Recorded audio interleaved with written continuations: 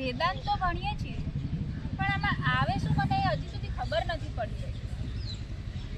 વેદાંત વિશે નહીં ખબર? બહુ સિમ્પલ છે. વેદાંત જેટલા જાણવા સહેલા છે એટલા જ અઘરા છે. વેદાંતનો જે તમે સમજી છૂટી કરો તો વેદ અંત, એટલે જે વેદોનો અંત છે, વેદોનો જે સાર નીકળે છે એને આપણે વેદાંત રૂપે લઈએ, એને વેદાંત કહેવાય. અને ઉપનિષદ પણ એ જ છે. ઉપનિષદમાં ઉદાહરણ તરીકે લઈએ તો ઈશાવાસી ઉપનિષદ ઉદાહરણ તરીકે. અને એક મુખ્ય વાત કે વેદ હોય ને, વેદોની શરૂઆત ગમે ત્યારે આપણે કરીએ વેદ પછી જેને વેદાંતની શરૂઆત કરીએ ઉપનિષદની, તો એ શાંતિ પાઠથી જ હંમેશા થાય. એ વેદાંત એ વેદોનો અંત છે ને વેદોનો સાર. એટલે એમાં ઇન ડિટેલ આપણે સમજવા જઈએ તો મેન એનો મુદ્દો શું છે? મેન તો એમાં અત્યારે વ્યવહારિક જીવનની અંદર જે સમસ્યાઓ છે, તણાવ, ડિપ્રેશન, માનસિક રોગો, એના જવાબો પણ વેદાંતમાં લખેલા છે. અને હાલ વર્તમાન સમયમાં જે લોકો ઝઝૂમી રહ્યા છે જે સમસ્યાઓથી, એના જવાબ પણ વેદાંતમાં લખેલા છે.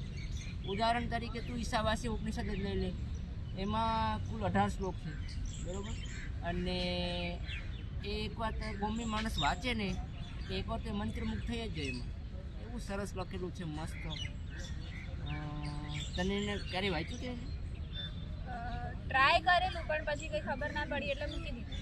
જો હું તને સમજાવું, એનો જે મુખ્ય સાર છે એ શું કહેવા માગે છે કે ઈશ્વર છે, પ્રભુ પરમાત્મા આપણે કહીએ છીએ, બ્રહ્મ કહીએ છીએ, એમાંથી જ બધું ઉત્પન્ન થયું અને બધું એનાથી જ વ્યાપ્ત છે.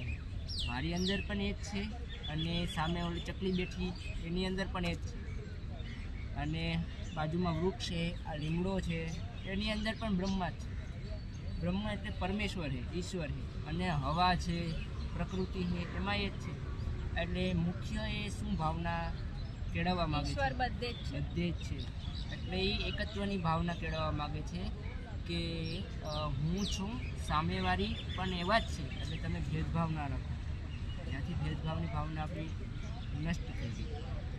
અને વેદાંતની અંદર, ઈશાવાસી ઉપનિષદની અંદર એ પણ કીધેલું છે કે જ્ઞાન એટલે કે વિદ્યા અને અવિદ્યા એટલે કે કર્મ અને જ્ઞાનનો બંનેનો સમન્વય કરી અને તો જ તમે સરળતાથી રહી શકો. જો કોઈ ઇનબેલેન્સ થાય એટલે જ્ઞાન વધી ગયું, કર્મ ઓછું થયું, અથવા તો કર્મ નથી કરતા, ખાલી જ્ઞાનમાં જ આપણે રચ્યા રહીએ છીએ, તો એ પછી ઈશાવાસી ઉપનિષદ તો એમ કહે છે કે અંધકાર તરફ ધકેલી દે છે. તો શું આ વિદ્યાર્થીઓને લાગુ પડી શકે છે? અત્યારે તો કોર્સમાં આવી ગયું આપણા, પહેલાં નહોતું, જે સમયે નહોતું. અત્યારે તો ન્યૂ એજ્યુકેશન પોલિસીના અંદરમાં જ આ ઉપનિષદને વેદાંતને આપણે બધું હવે ટૂંક સમયમાં જ ભણવામાં. અત્યારે તો બેઝિક આવે છે, ટૂંક સમયમાં વધારે ડીપમાં આવશે.